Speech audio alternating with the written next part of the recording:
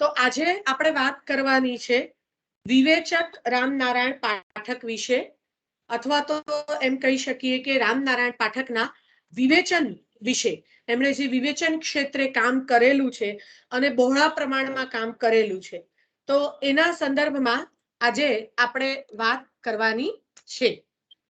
રામનારાયણ પાઠક જે છે એ આપણે જાણીએ છીએ કે સાહિત્ય ગુરુ તરીકે ઓળખાય છે, આકર પ્રતિભા છે, અને એમના સાહિત્ય, એમના સારસ્વતપણાના, વિદ્વાનપણાના વિવિધ પાસાઓ આપણે જોઈએ તો તેમનું વિવેચક તરીકેનું પાસું પણ આપણને બહુ જ સૌ પ્રથમ નજરે ચડે છે.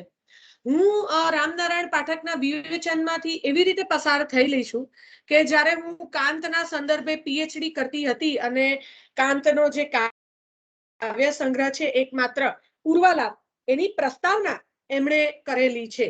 અને એ પ્રસ્તાવના એટલા એક જેને કહેવાય કે કાંતના કાવ્યોને સમજવા માટે રેફરન્સ બુક તરીકે કે સંદર્ભ ગ્રંથ તરીકે સૌથી આખી તાકાત અને મજબૂત પ્રસ્તાવના છે. ઉમાશંકર જોશી પણ પોતાને ગમતા 3 પ્રમુખ વિવેચકોમાં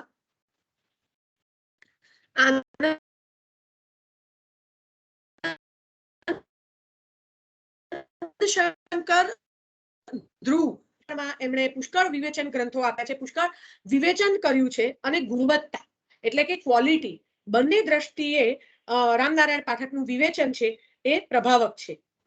અને વિવેચન છે એમની જીવનભરની મુખ્ય, પ્રિય અને સાતત્યવાળી પ્રવૃત્તિ રહી છે. તેમના વિવેચન કાર્યની પ્રગતિમાં સાહિત્યનું સંપાદન, અધ્યાપન, સાહિત્યિક પત્રકારત્વ, એમણે જે યુગ ધર્મ અને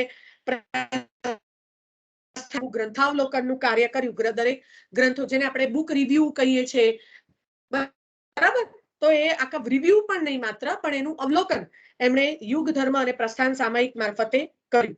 તો આ બધા કારણો તેમના વિવેચનને મજબૂત અને બહોળું બનાવવામાં ઉપયોગી થઈ રહે છે. લગભગ 1922 થી 1955 સુધીની એમની વિવેચન કારકિર્દી દરમિયાન એમણે લગભગ 10 ગ્રંથોમાં 2000 થી પણ વધુ પૃષ્ઠોની વિવેચન સામગ્રી આપી છે. એટલે તમે જુઓ કે વિશાળ વિવેચન ક્ષેત્રે એમનું વિશાળ પ્રદાન છે. લગભગ 22 થી 55 એટલે લગભગ કેટલા કહેવાય 30 વર્ષ, 30-32 વર્ષની એમની જે આખી વિવેચન કારકિર્દી છે, એમણે 10 ગ્રંથો અને 2000 થી પણ વધારે પૃષ્ઠો એટલે કે પાનાની વિવેચન સામગ્રી આપણને આપી છે. અને એ ઉપરાંત જે અગ્રંથસ્થ, જે બધું મુદ્રિત નથી થયું, છપાયું નથી, એવું બધું વિવેચન કાર્ય તો અલગ જ, બરાબર. એટલે તેમના વિવેચન કાર્યમાં, રામનારાયણ પાઠકના વિવેચન કાર્યમાં ખાસ કરીને આપણને ભારતીય કાવ્ય મીમાંસાનો ઊંડો પ્રભાવ જોઈ શકાય છે. મમ્મટની રસ મીમાંસા, ક્ષેમેન્દ્રની ઔચિત્ય વિચારણા જેવા લેખો તો ભારતીય કાવ્ય મીમાંસા સાથેના સીધા સાતત્યમાં, એટલે આ બધાનો પ્રભાવ, ભારતીય વિદ્વાનોનો, મીમાંસકોનો પ્રભાવ રામ મળે છે.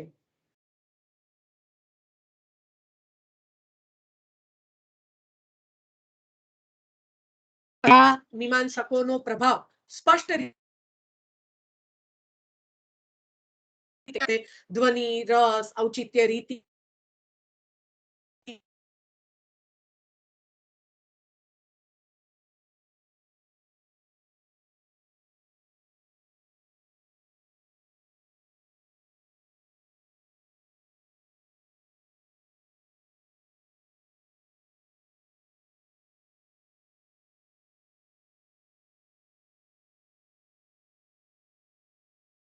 મેડમ અવાજ નહીં આવતો.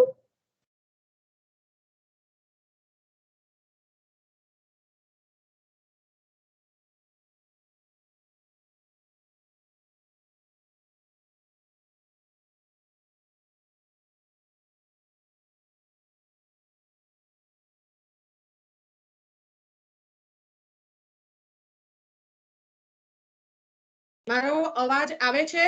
સંભળાય છે? હા મેડમ. અત્યાર સુધી હા. નથી આવતું મેમ, હવે આવ્યો. આવ્યો ને? ઓકે, સારું સારું. તો રામનારાયણ પાઠકે વિવેચનના બધા જ પ્રકાર, મોટા ભાગના બધા જ પ્રકાર ખેડેલા છે. તેમણે સૈદ્ધાંતિક વિવેચન આપેલું છે, કૃતિનિષ્ઠ વિવેચન આપેલું છે, તુલનાત્મક વિવેચન પણ કરેલું છે અને ઇતિહાસનિષ્ઠ મૂલ્યાંકન પણ તેમણે કરેલું છે. એટલે વિવેચનના મોટા ભાગના મહત્વના પ્રકારો રામનારાયણ પાઠકે ખેડેલા છે. કાવ્યની શક્તિ, જીવન અને સાહિત્યનો તેમજ સત્ય અને કાવ્યનો સંબંધ, કાવ્યમાં ભવ્યતા, અતિયુક્તિ વગેરેનું સ્થાન, ટૂંકી વાર્તાનું સ્વરૂપ, વિવેચનના વિવિધ પ્રશ્નો, આ બધા વિશેની તેમની વિચારણા એ સૈદ્ધાંતિક વિવેચનમાં નોંધપાત્ર બને છે. તો એમણે જે કૃતિનિષ્ઠ વિવેચન આપેલું છે તેમાં કાવ્ય, આસ્વાદ, રસ દર્શનનું અવલોકનથી તે આકલન સમીક્ષા સુધીના વિવિધ પ્રકારો તેમણે ખેડ્યા છે. ખાસ કરીને કાવ્ય પરિશીલનમાંના કાવ્ય સ્વાદો, આપણો ધર્મ, બરાબર, એટલે કાવ્ય પરિશીલન નામના ગ્રંથોમાં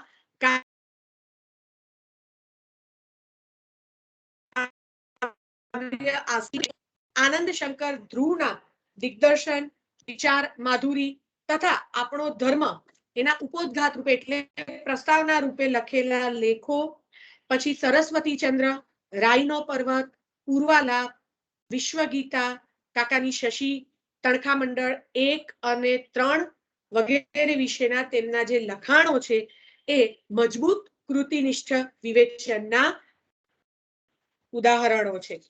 અને 1929ના ગુજરાતી ગ્રંથસ્થ વાંગ્મય એ સમીક્ષા છે એ ગુજરાતી વિવેચન ક્ષેત્રે માર્ગદર્શક સ્તંભરૂપ બને છે.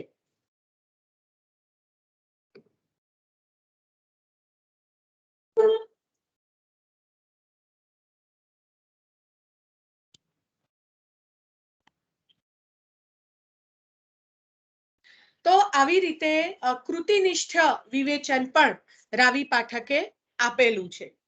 પછી આપણે જેમ વાત કરી એ પ્રમાણે તુલનાત્મક વિવેચન એટલે કે એક કૃતિની બીજી કૃતિ સાથેની સમીક્ષા હોય કે પછી એક સર્જકની બીજા સર્જક સાથેની સમીક્ષા હોય, એક યુગની બીજા યુગ સાથેની સમીક્ષા હોય, તો તુલના હોય ખાસ કરીને, તો એવા તુલનાત્મક વિવેચનને પણ રાવી પાઠક છે એ બહુ મજબૂત રીતે અને સત્વશીલ રીતે આપણને આપે છે. બરાબર? તો રાવી પાઠક જે છે એ તુલનાત્મક વિવેચનમાં ક્યાં ક્યાં પ્રદાન કરે છે? તો એમણે ખાસ કરીને મહાભારતના નલોપાખ્યાન અને પ્રેમાનંદના નળાખ્યાનની તુલના કરી છે. બરાબર? એટલે મૂળે જે જ્યાંથી લેવામાં આવ્યું હોય પ્રેમાનંદના આખ્યાનનું કથા વસ્તુ, તો એ મહાભારતના નલોપાખ્યાન અને પ્રેમાનંદના નળાખ્યાનની તુલના કરી છે.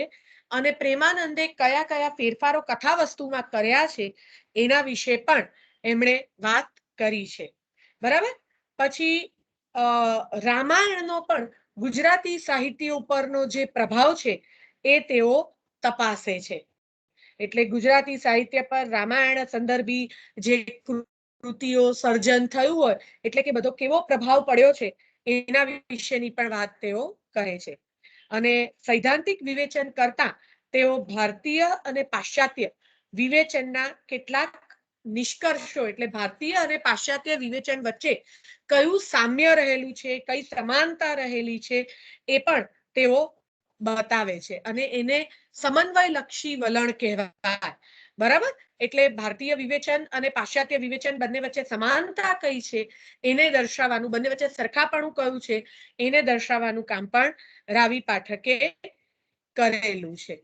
તેઓ પોતે કહે છે કે કાવ્ય રસ નિષ્પત્તિ માટે છે. એ જે વિચાર છે અને કલાને ખાતર કલા એના સિદ્ધાંતને પણ તેઓ તપાસે છે. તો આ રીતે ભારતીય અને પાશ્ચાત્ય બંને સાહિત્યની તુલના કરી અને બંને વચ્ચેની સામ્યતા બતાવી છે. પછી તમે ભરતનું રસસૂત્ર જ્યારે ભણતા હતા ત્યારે એમાં શંકુકનો જે ચિત્રતુરગ ન્યાય હતો, તો એ ચિત્રતુરગ ન્યાય અને આર્ટ ઇઝ ઇલ્યુઝન, આ બંને વચ્ચેના સિદ્ધાંત, આર્ટ ઇઝ ઇલ્યુઝન અને શંકુકના ચિત્રતુરગ ન્યાય વચ્ચેની પણ સમાનતા છે એ તેઓ જુએ છે. પછી કાવ્ય જગતના જે અનુભવો હોય તેને બોસા કે આર્ટ ઇઝ કન્ટેમ્પલેટિવ એના ખ્યાલનું તેઓ નિદર્શન પણ કરે છે. પછી art is expression of life, એટલે કે આત્મા એ જ સાઈ છે, એટલે કલા છે એ જીવનની અભિવ્યક્તિ છે. એ સૂત્રમાં પણ તેઓ વિશ્વાસ રાખે છે. એટલે બેઝિકલી રામનારાયણ પાઠક જ્યારે તુલના કરે છે, ખાસ કરીને ભારતીય સાહિત્ય મીમાંસા અને પાશ્ચાત્ય સાહિત્ય મીમાંસાની, ત્યારે બંને વચ્ચેની સમાનતાને તેઓ જુએ છે. તો સિદ્ધાંતલક્ષી વિવેચન, કૃતિનિષ્ઠ વિવેચન, તુલનાત્મક વિવેચન, એની સાથે સાથે ઇતિહાસનિષ્ઠ વિવેચન પણ તેઓ કરે છે.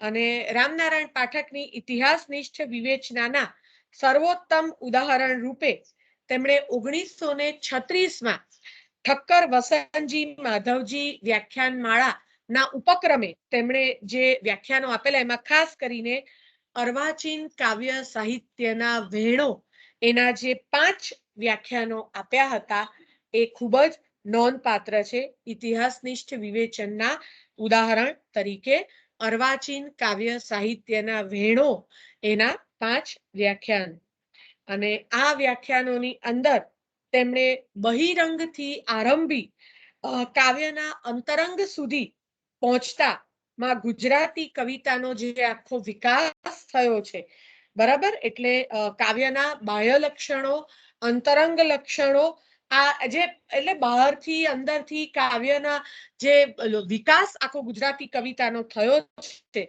એના વિશે તેમણે વાત કરી છે આ અર્વાચીન કાવ્ય સાહિત્યના વહેણોમાં. આ સિવાય તેમણે ગુજરાતી સાહિત્યના મધ્યકાલીન અને અર્વાચીન સાહિત્યના પ્રવાહો, સ્વરૂપો, કર્તાઓ અને કૃતિઓ વિશે અભ્યાસનિષ્ઠ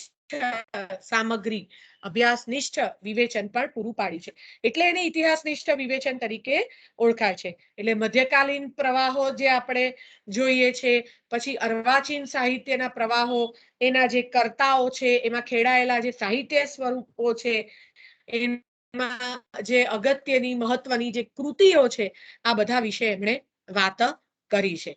અને એમણે કૃતની કૃતજ્ઞતા, સહૃદયતા અને સૌહાર્દ એ બધા દ્વારા એમણે વિવેચકમાં એ હોવું જોઈએ એવી પોતાની માનતા, એવો પોતાનો મત પણ એમણે પ્રગટ કર્યો છે. બરાબર, તો આટલી થોડીક એમના જે એમણે સૈદ્ધાંતિક, કૃતિનિષ્ઠ, તુલનાત્મક અને ઇતિહાસ નિષ્ઠ વિવેચન વિશેની વાત કરી છે, એની મેં તમને પ્રાથમિક માહિતી આપી. હવે થોડીક વાત જે આપણે ખાસ કરવાની છે, એમણે કયા આમ તો એમના વિવેચનના બધા જ ગ્રંથો નોંધપાત્ર બની રહે છે, પણ એમણે જે પ્રશંસનીય અથવા તો પ્રચલિત એવા એમના જે વિવેચન ગ્રંથો છે એના વિશેની થોડીક આપણે હવે વિગતે વાત કરીએ. બરાબર, સુદામા ચરિત, મામેરુ તથા નળાખ્યાન, એના નિમિત્તે તેમણે પ્રેમાનંદનો પરિચય જે છે એ કરાવ્યો છે. અને પ્રેમાનંદનો જે પરિચય કરાવ્યો છે એમાં ખાસ કરીને એમણે પ્રેમાનંદની હાસ્ય નિષ્પન્ન કરવાની જે શક્તિ છે એનો પરિચય તેમણે કરાવ્યો છે. પ્રેમાનંદની કવિત્વ શક્તિના તેઓ પ્રશંસક છે રામનારાયણ પાઠક, પણ છતાં તે વ્યાસ અને કાલિદાસની જે કક્ષા છે એમાં પ્રેમાનંદને મૂકતા નથી. ભલે ગુજરાતીના એમ કે મહાકવિ છે, મેજર પોએટ, પણ પ્રેમાનંદ એ વ્યાસ અને કાલિદાસની કક્ષામાં આવતા નથી એવો પણ એમનો એક મત જે છે એ રજૂ કર્યો છે. પછી દયારામ છે એના વિશે એમણે વાત કરી છે. તો દયારામને એમણે નરસિંહ અખાની જેમ ભારતીય મહાન સંતોની હરોળમાં તેઓ મૂકી શકતા નથી, એવો પણ એક પોતાનો મત પ્રગટ કર્યો છે. પછી નર્મદની કવિતા અને ગદ્યનો તેમનો જે અભ્યાસ છે એ નર્મદ અર્વાચીન ગદ્ય પદ્યનો આદ્ય પ્રણેતા એ ગ્રંથમાં તેમણે નર્મદ વિશેનું વિવેચન, નર્મદ વિશેનું અવલોકન અને મૂલ્યાંકન મૂકેલું છે. તેઓ નર્મદને ઉત્સાહનો કવિ ગણાવે છે. એટલે એમ કહે છે કે નર્મદ ઉત્સાહનો કવિ છે, છતાં એ પરાજિત યોદ્ધા તરફ વિશેષ ઝૂકેલો હોવાનું તેમનું નિરીક્ષણ પણ નોંધપાત્ર બને છે. તો નર્મદ અર્વાચીન ગદ્ય પદ્યનો આદ્ય પ્રણેતા, પછી એવી રીતે અર્વાચીન ગુજરાતી સાહિત્ય, નર્મદા શંકર કવિ, કાવ્યની શક્તિ, અર્વાચીન કાવ્ય સાહિત્યના વહેણો, સાહિત્ય વિવેચન, આલોચના, પછી સાહિત્ય લોક, નભો વિહાર, આકલન વગેરે રામનારાયણ પાઠકની વિવેચક તરીકેની ઉજ્જવળ પ્રતિભાના ઉદાહરણો છે. એટલે આ બધા એમના વિવેચન ગ્રંથો છે. રામનારાયણ પાઠક ગુજરાતી ગદ્યની ઝીણવટભરી મીમાંસા કરનારા સમર્થ વિવેચકોમાંના એક છે. તેઓ નર્મદના ગદ્યની ઝીણવટભરી તપાસ કરે છે. બરાબર, કવિ નર્મદા શંકર કવિ અને નર્મદ અર્વાચીન ગદ્ય પદ્યનો આદ્ય પ્રણેતા, આ બે ગ્રંથમાં તેઓ નર્મદના ગદ્યની એટલે નર્મદના સર્જનની ઝીણવટભરી પરીક્ષા પણ તેઓ કરે છે. અને નર્મદે કરેલી ગુજરાતી ભાષાની સેવાને પણ તેઓ બિરદાવે છે.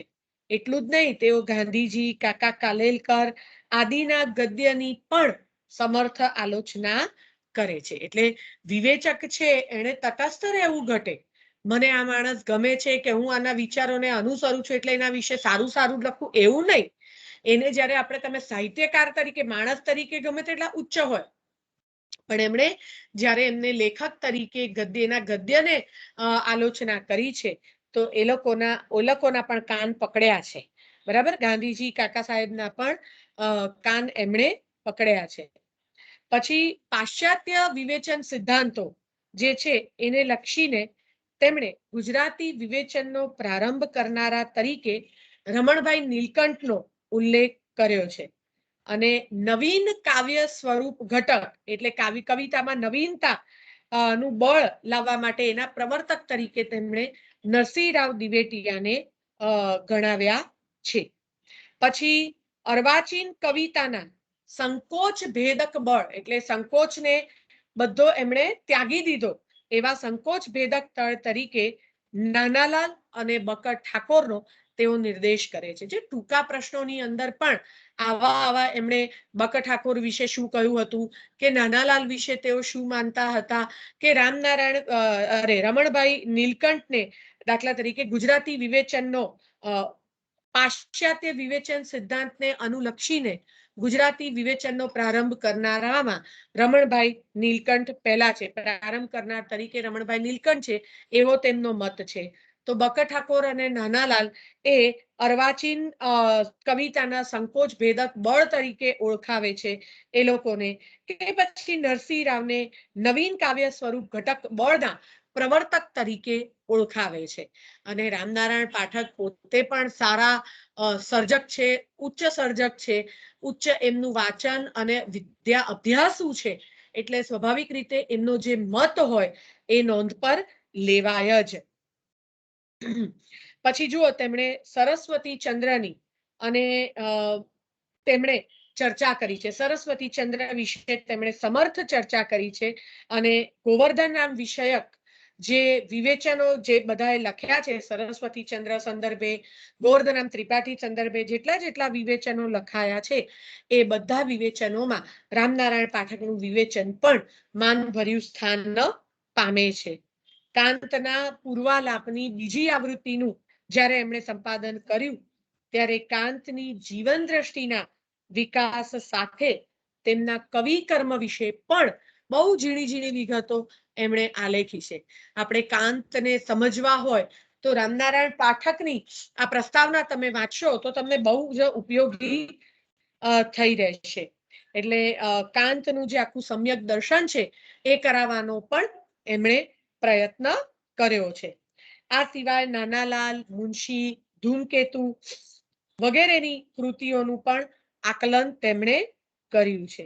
પછી મધ્યકાળનો કવિ હતો કવિ રાજે, તો એના કવિ કર્મને ઉપસાવવામાં સુંદરમ, ઉમાશંકર જેવાની શક્તિઓને તેમના ઉદયકાળે જ બિરદાવવામાં તેમજ પ્રશિષ્ટ સાહિત્યકારો વિશે નિર્ભીક અને સ્પષ્ટ અભિપ્રાયો વ્યક્ત કરવામાં તેમનું વિવેચક તરીકેનું જે ખમીર છે એ પ્રગટ થાય છે. તો આવી રીતે ઉત્તમ રીતે અને ઝીણવટભરી રીતે અને ખૂબ મહેનતથી એમણે ગુજરાતી વિવેચન ક્ષેત્રે પ્રદાન જે છે એ કરેલું છે. રામનારાયણ પાઠકે વિવેચનને, જેમ નવલરામ છે એ વિવેચનને એક સામાજિક જવાબદારી વાળું કાર્ય જે છે એ માને છે, તો એવી રીતે રામનારાયણ પાઠક પણ વિવેચનને સામાજિક જવાબદારી વાળું કાર્ય જે છે એ માને છે. તેમણે વિવેચનને તત્વચિંતનના એક વ્યાપાર તરીકે અને સર્જનની સાથે રહી જમાનાની ફિલસૂફી ઘડનાર પરિબળ તરીકે અને સાહિત્યને શુદ્ધ રાખનાર બળ તરીકે પણ ઓળખાવે છે. તો સર્જનની જેમ વિવેચન પણ જીવન સાપેક્ષ અને જીવનના વ્યાપક અનુભવમાંથી પોષણ બળ મેળવનાર આનંદમાંથી ઉદ્ભવેલી પ્રવૃત્તિ છે. એટલે કહેવાનો મતલબ એ છે કે જેમ સર્જન એ પણ આનંદમાંથી ઉદ્ભવેલી અને આનંદ માટેની પ્રવૃત્તિ છે, એવી જ રીતે વિવેચન પણ આ આનંદમાંથી ઉદ્ભવેલી અને આનંદ માટેની જ પ્રવૃત્તિ છે. બરાબર. આ સિવાય તેઓ જે વિવેચનના સંદર્ભે કહે છે તો રમણલાલ જોશી છે એ એમના વિશે એવું કહે છે કે ગુજરાતી સાહિત્ય વિવેચનની પરંપરામાં રામનારાયણ પાઠક આનંદ શંકર ધ્રુવ પછીના મોટા વિવેચક છે. કૃતિની માર્મિક સૂઝ વિવેચકને આવશ્યક એવું તાદાત્મ્ય અને તાટસ્થ્ય, મૂળગામી દ્રષ્ટિ, વૈજ્ઞાનિક વિશ્લેષણ અને રાગ દ્વેષ મુક્ત સ્પષ્ટ મતદર્શન એમના વિવેચનની વિશેષતા ગણાય. તો રમણલાલ જોશીનું આ વિધાન પણ તમારે યાદ રાખવાનું. પ્રશ્નની શરૂઆત પણ તમે આ વિધાનથી કરી શકો છો. એટલે કહેવાનો અર્થ એ છે કે રમણલાલ જોશીના મતે આનંદ શંકર ધ્રુવ પછીના કોઈ સમર્થ વિવેચક હોય તો એ રાવી પાઠક છે, અને એમનામાં કૃતિને જોવાની એક માર્મિક સૂઝ, ઝીણવટથી એને જોવાની સૂઝ હતી, પ્લસ એમનામાં તાટસ્થ્ય હતું.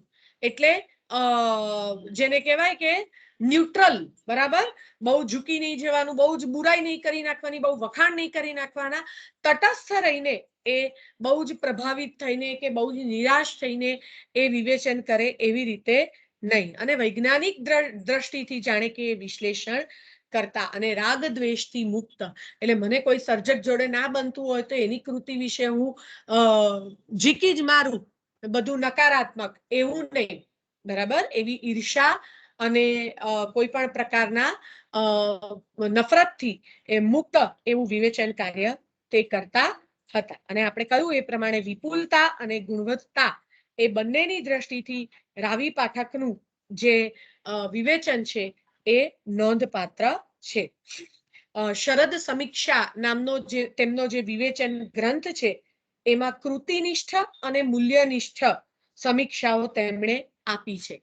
તો મેં અગાઉ પણ વાત કરી એ પ્રમાણે અર્વાચીન કાવ્ય સાહિત્યના વહેણો એ ઠક્કર, વસંતજી, માધવજી વ્યાખ્યાનમાળાના ઉપક્રમે આપેલા 5 વ્યાખ્યાનોનો સંગ્રહ છે.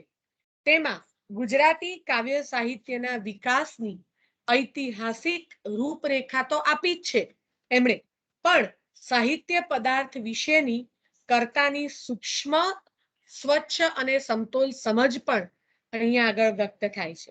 તેમના જે વિવેચનો છે એ ખાસ કરીને યુગ ધર્મ, પ્રસ્થાન વગેરે સામયિકો માટે લખાયા હતા. તેમજ તેઓ ભાષા સાહિત્યના અધ્યાપન કાર્ય નિમિત્તે જે કાંઈ લખાયું છે તેના પરિણામ રૂપે પણ તેમના આ વિવેચન લેખો અને વિવેચન ગ્રંથો આપણને મળે છે. બરાબર. તેમણે વિવેચન સંદર્ભે એમના જે અમુક નોંધપાત્ર વિવેચન અને એમાંના જે કેટલાક કોટેશન અવતરણો છે એના વિશે એ થોડાક હું બોલું છું, એટલે આપણને વિવેચક તરીકે કેવા છે એ ખ્યાલ આવે.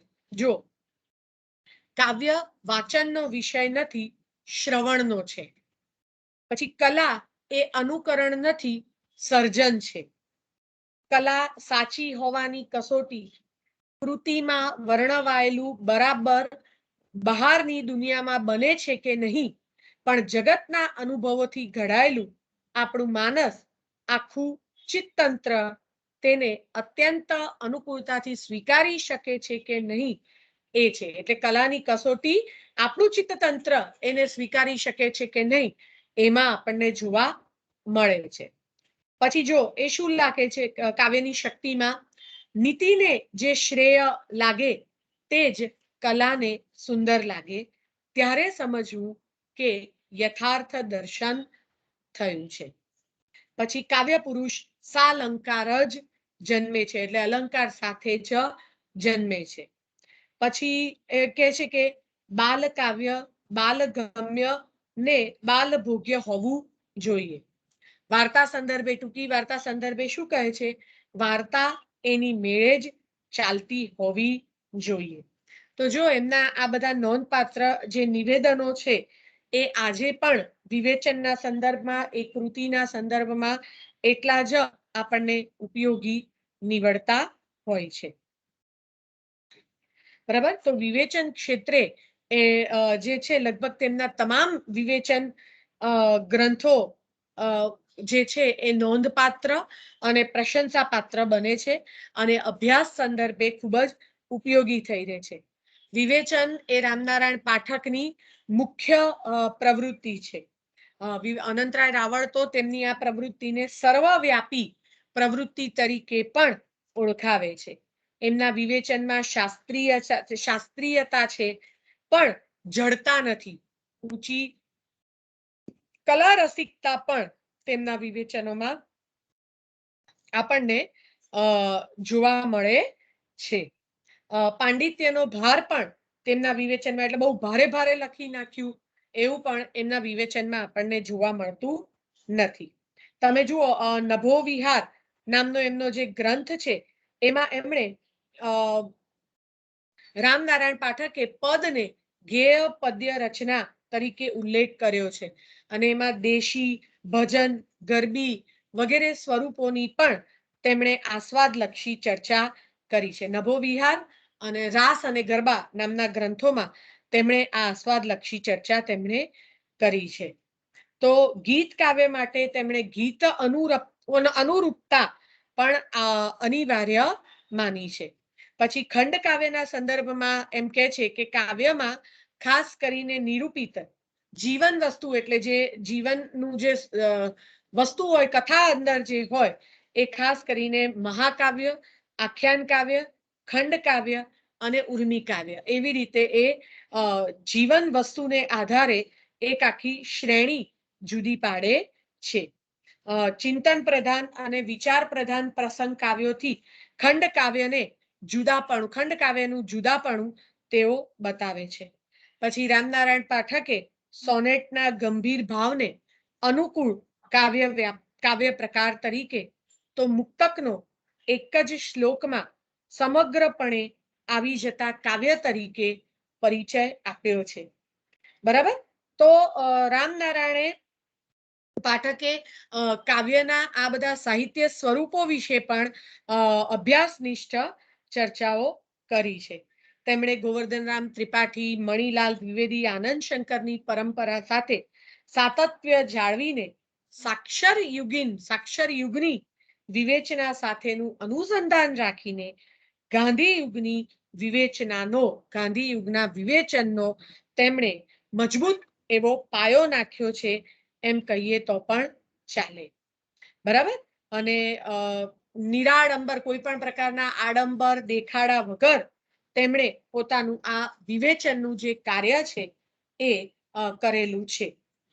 એમનો વિવેચનનો એક બહુ જ જાણીતો નોંધપાત્ર જે ગ્રંથ છે કાવ્યની શક્તિ, એના વિશે થોડીક વાત હવે આપણે કરીએ. કાવ્યની શક્તિ એ ગાંધી યુગના આપણે જાણીએ છીએ કાવ્યગુરુ જેને કહીએ, સમર્થ વિવેચક, વાર્તાકાર, નિબંધકાર, પિંગળ શાસ્ત્રી એવા રામનારાયણ વિશ્વનાથ પાઠકનો એ વિવેચન ગ્રંથ છે. અને તેઓ ગાંધીજી અને ગાંધી યુગના સાહિત્ય પ્રવાહોનો પ્રભાવ ઝીલીને પોતાનું સાહિત્ય સર્જન અને વિવેચન કાર્યને આગળ વધારે છે. અને એ રીતે વિવેચક તરીકે બહુ ઊંચું સ્થાન ધરાવે છે એ આપણે જોઈ ગયા. તેમણે વિવેચન ક્ષેત્રે અર્વાચીન ગુજરાતી સાહિત્ય એ ગ્રંથમાં અર્વાચીન ગુજરાતી સાહિત્યનો તબક્કાવાર પરિચય આપ્યો છે. અર્વાચીન કાવ્ય સાહિત્યના વહેણો એ ગ્રંથમાં અર્વાચીન કવિતાના વિવિધ પ્રવાહોની સમતોલ સમીક્ષા કરી છે. પછી નર્મદ અર્વાચીન ગદ્ય પદ્યનો આદ્ય પ્રણેતા, તેમાં તેમણે નર્મદના સમગ્ર સાહિત્યનું અવલોકન કર્યું છે. આ બધા વિશે આપણે વાત કરી. તો જે કેટલાક વિવેચન સંગ્રહો તેમણે આપ્યા છે એમાં કાવ્યની શક્તિ તેમનો યશોદાયી વિવેચન ગ્રંથ છે.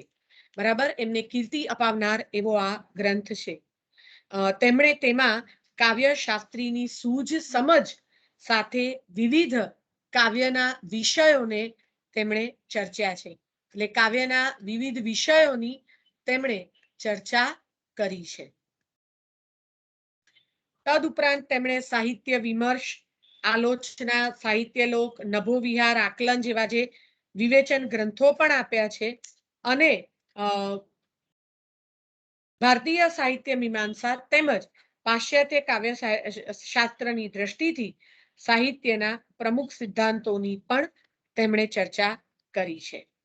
સારું, તો હવે કાવ્ય શક્તિમાં જે એમણે વિવેચના કરી છે કાવ્યના સંદર્ભે, તેમાં ખાસ કરીને વિવેચક તરીકે તેઓ કેટલાક સ્પષ્ટ મત પણ ધરાવે છે. તેઓ કાવ્યશાસ્ત્રના અલંકાર શબ્દ સામે વાંધો ઉઠાવે છે અને કહે છે કે શરીર પરના અલંકારો તો જન્મ પછી ધારણ કરવામાં આવે છે.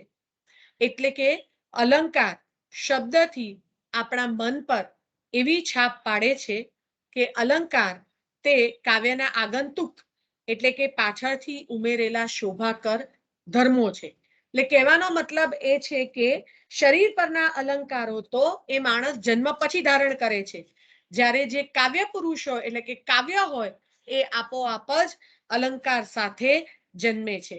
એટલે બહુ નોંધપાત્ર એમનું આ અવતરણ છે, કાવ્ય પુરુષ સા અલંકાર જન્મે છે. બીજું શું છે કાવ્ય શક્તિ ગ્રંથની અંદર?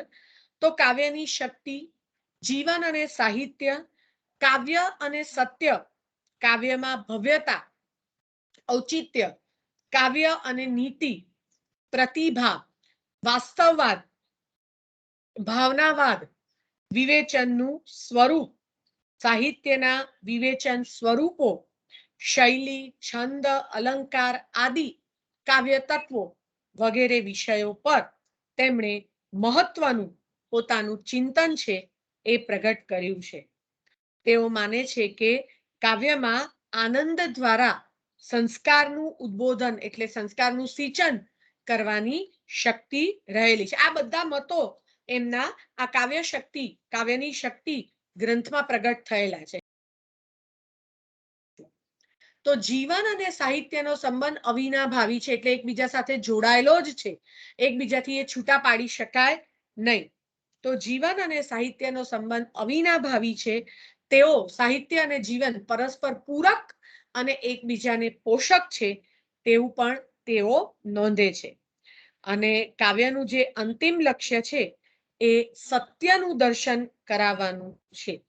બરાબર, પણ છતાં કાવ્ય સત્ય છે એ વાસ્તવિક તથ્ય નથી, પણ એ ભાવનાત્મક સત્ય છે એવું પણ કહે છે. હવે જેમ લોન્જાઇનસનો જે ઉદાત્તતાવાદ છે, ભવ્યતાનો વિચાર એણે આપ્યો છે, તો રાવી પાઠક પણ કાવ્યમાં ભવ્યતાના તત્વની મીમાંસા કરે છે. બરાબર, એટલે તેઓ કહે છે કે રમ્યતા અને ભવ્યતા એટલે કે કાવ્યના સૌંદર્ય અને કાવ્યની ભવ્યતા માટે તેમણે ગીતામાં બે શબ્દો આપ્યા છે. ગીતાજીમાં શ્રીમદ અને ઉર્જિત એવા બે શબ્દોનો ઉલ્લેખ તેમણે પોતાના ગ્રંથમાં કર્યો છે.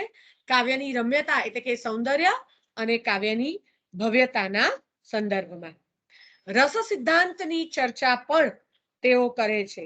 રસના અંગોનું વિવરણ પણ તેઓ કરે છે અને કહે છે કે કાવ્ય રસ નિષ્પત્તિ માટે છે. એટલે જો એમના જે નોંધપાત્ર અવતરણો છે એમાં ખાસ કરીને કાવ્ય પુરુષતા અલંકાર જન્મે છે. બરાબર, પછી કાવ્ય રસ નિષ્પત્તિ માટે છે.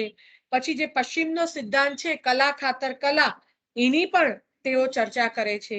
પછી કાવ્યમાં ઔચિત્યની હિમાયત કરે છે અને કહે છે કે ઔચિત્ય એ રસ સિદ્ધ કાવ્યનું જીવિત છે. એટલે કે કાવ્યની રસ સિદ્ધિ માટે અનિવાર્ય છે એવું રાવી પાઠક કહે છે. પછી કાવ્ય અને નીતિ, નૈતિકતા જેને આપણે કહીએ, તો કાવ્ય અને નીતિના સંદર્ભમાં તેઓ જીવનલક્ષી અને નૈતિક વલણ અપનાવે છે. પછી પ્રતિભાને તેઓ નૈસર્ગિક સર્જ, આપણે જે કાવ્ય હેતુ જોયા છે ને, શક્તિ, નિપુણતા અને અભ્યાસ, જે શક્તિ આપણે જેને પ્રતિભા કહીએ છીએ તે, એને પણ તેઓ છે એ નૈસર્ગિક સર્ગ શક્તિ એટલે કુદરતી શક્તિ તરીકે એને ગણાવે છે. પછી વાસ્તવવાદ અને ભાવનાવાદ એ બંને સામસામા પક્ષે છે એવો નિર્દેશ પણ તેઓ કરે છે. પછી આપણે હમણાં જ વાત કરી એ પ્રમાણે આની અંદર તેઓ મહાકાવ્ય, ખંડ કાવ્ય, આખ્યાન કાવ્ય એના જે સૂક્ષ્મ ભેદ છે એને પણ જુદા તારવી આપે છે. ખંડ કાવ્ય અને પ્રસંગ કાવ્ય સાથે પણ તેઓ તપાસે છે અને એના કરતા ભિન્ન એને તારવે છે. બરાબર, તેમની વિવેચન પદ્ધતિમાં કૃતિ વિવેચન પહેલા સ્વરૂપ વિવેચન આવે છે અને મોટા ભાગે તેમણે જે કૃતિઓ સંદર્ભે વાત કરી છે તેમાં તેનું વસ્તુલક્ષી અને સ્વરૂપલક્ષી વિવેચન તેઓ કરે છે. ભારતીય સિદ્ધાંતને પાશ્ચાત્ય સાહિત્ય સિદ્ધાંત સાથે તેમણે સરખાવ્યો છે. રસ સિદ્ધાંતને કલા સિદ્ધાંત સાથે તેઓ સાંકળે છે અને ભવ્યતાને તેઓ ઉદાત્તતા સાથે સરખાવે છે.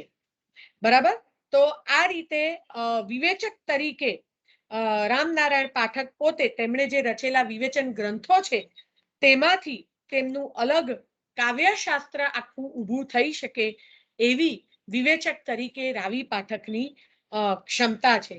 તેમણે પ્રેમાનંદ, દયારામ, નર્મદ, નરસિંહરાવ, નાનાલાલ, બકર ઠાકોર, કાંત, ગોવર્ધન રામ જેવા સમર્થ સાહિત્યકારોને મૌલિક દ્રષ્ટિથી ચકાસ્યા છે અને એમને એના યોગ્ય સ્થાને ગોઠવી પણ આપ્યા છે.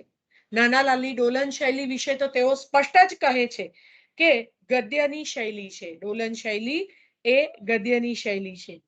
ગાંધી શૈલી અને ગાંધી યુગના સાહિત્યનું પણ તેઓ તટસ્થ વિવેચન કરે છે.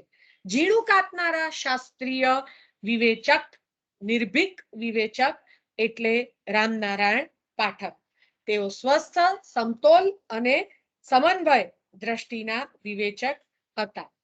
ગુજરાતી કાવ્યશાસ્ત્રના આચાર્ય મમ્મટ તરીકે પણ એમને ઓળખાવી શકાય એવી સમર્થ પ્રતિભા વિવેચક તરીકેની રાવી પાઠક ધરાવે છે.